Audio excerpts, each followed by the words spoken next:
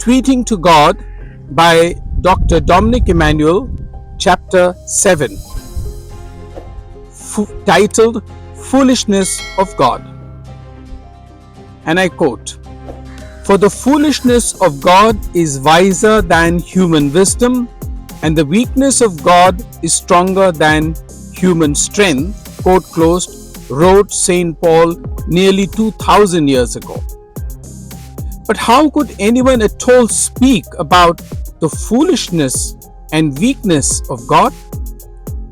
Is that not offensive both to God, whom he experienced in the person of Jesus Christ, and the people who believe in God to be omnipotent and omniscient?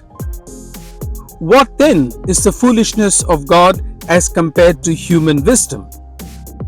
If we begin with our human experience, we find that our views often are in conflict with those of others.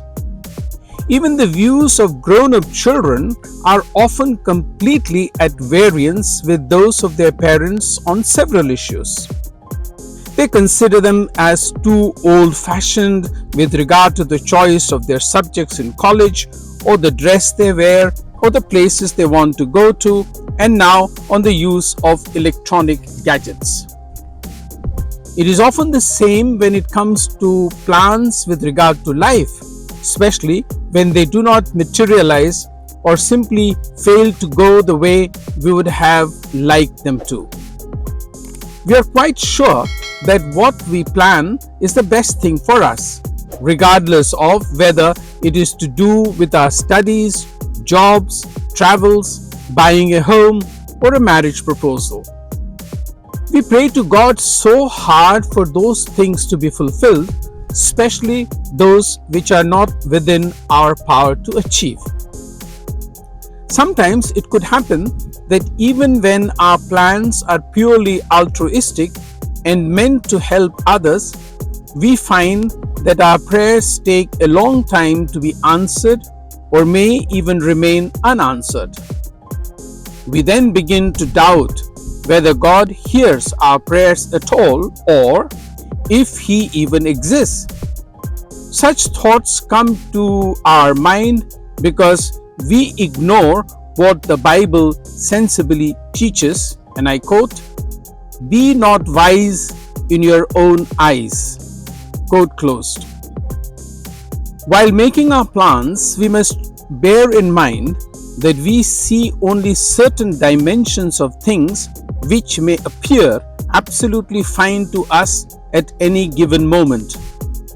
Little do we realize that God sees and knows other dimensions which we do not, and which may not eventually be good for us.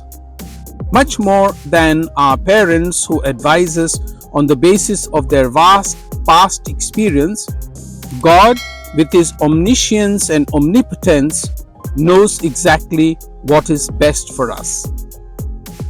It is common to find people who, when they begin to encounter difficulties, instead of relying on the wisdom of God, start cursing people and situations and even blame God.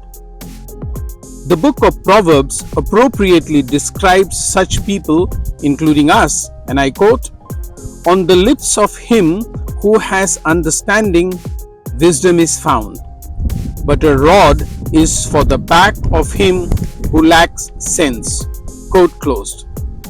Shall we then pray towards developing a wisdom that appreciates the foolishness of God?